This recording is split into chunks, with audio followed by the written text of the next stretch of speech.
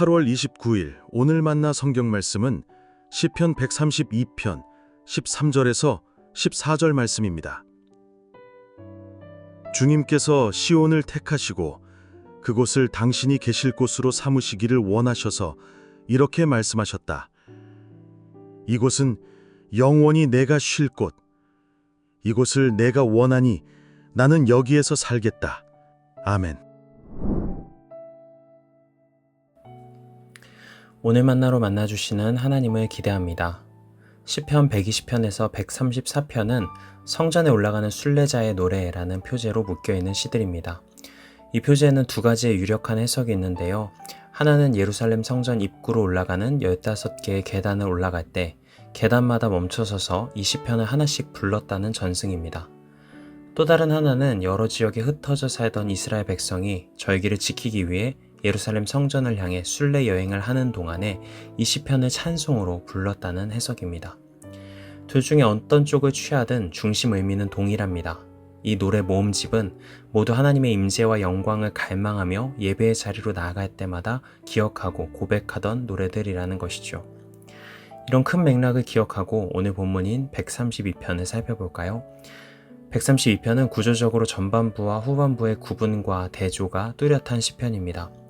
전반부에는 하나님이 편히 쉴 수 있는 거처인 성전을 지어드리길 갈망하는 다윗의 고백들이 등장합니다. 다윗은 주님께서 계실 장막을 마련할 때까지 자신도 장막에 들어가지 아니하고 침상에도 오르지 아니하겠다고 맹세합니다. 그리고 그분을 최선을 다해 섬기자고 말합니다. 7절 말씀입니다. 그분 계신 곳으로 가자. 그 발 아래에 엎드려 경배하자. 다시 말해 132편의 전반부는 하나님을 향한 인간 편에서의 움직임으로 요약될 수 있습니다. 그런데 11절을 기점으로 후반부에는 인간을 향한 하나님 편에서의 움직임이 두드러집니다. 전반부에 다윗의 맹세가 나오듯 11절에서는 하나님의 맹세가 나옵니다.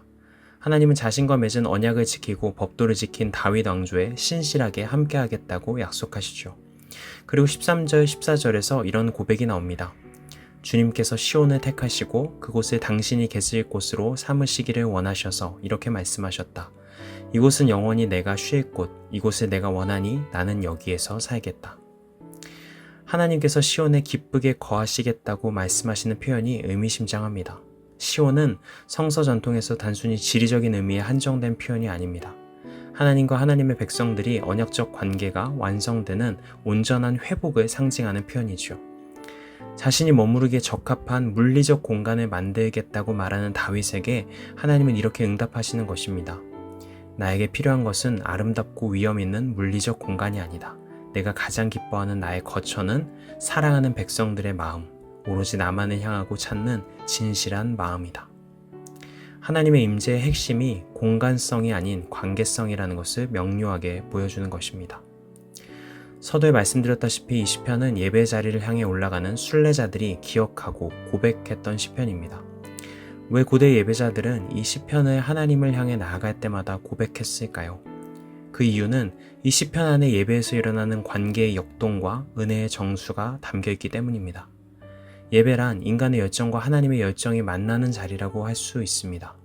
마치 시편에서 하나님을 향한 다윗의 열정과 움직임 이후에 인간을 향한 하나님의 한결같은 사랑과 은혜가 드러나는 것처럼 말입니다. 하지만 이 표현만으로는 부족합니다. 좀 더 본질적으로 명료하게 표현하자면 예배란 하나님을 향해 움직였던 인간이 사실은 먼저 다가와 주시고 계셨던 하나님을 발견하는 시간이죠. 15절 말씀에 하나님은 자신들의 백성을 향해 이렇게 말씀하십니다. 이 성읍의 먹거리를 가득하게 채워주고 이 성읍의 가난한 사람들에게 먹거리를 넉넉하게 주겠다. 다윗은 자신이 하나님을 섬길 수 있다고 생각했습니다. 하지만 알고 보니 하나님이 자신과 자신의 백성들을 더 커다란 은혜로 섬겨주심을 발견하게 되는 것이지요. 내가 열정을 가지고 하나님께로 움직였고 하나님은 수동적으로 기다리고 계시다고 생각했는데 사실은 하나님은 하늘의 보좌로부터 내려오셔서 자신의 백성들과의 관계 가운데로 영겁의 시간을 뚫고 움직이셨다는 것을 알게 되는 것입니다. 내가 하나님을 섬기러 가는 자리가 아니라 하나님이 나를 섬기고 계심을 발견하게 되는 은혜의 자리. 그런 자리가 예배의 자리라는 것을 잊지 않고 기억하기 위해서 고대 예배자들은 이 시편을 항상 성전을 향해 올라가면서 고백했던 것이지 않을까요? 사랑하는 성도 여러분, 예배 자리로 향할 때마다 오늘 이 시편의 말씀에 담긴 은혜를 여러분도 기억하실 수 있기를 축복합니다.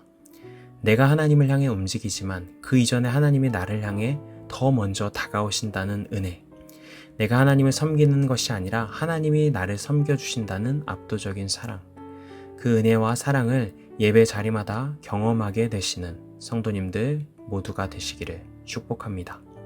기도하시겠습니다.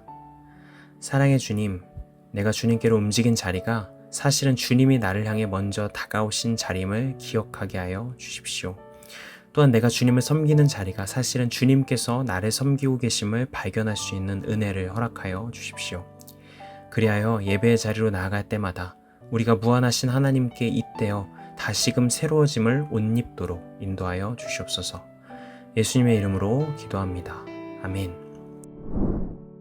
이제 두 가지 기도 제목으로 함께 기도합니다. 첫 번째로 오늘의 말씀에 따라 기도하겠습니다.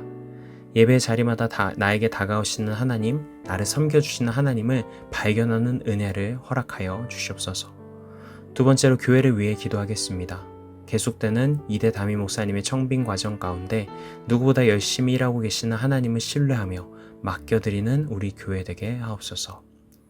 이 제목으로 기도하신 후에 개인 기도로 나아가시겠습니다.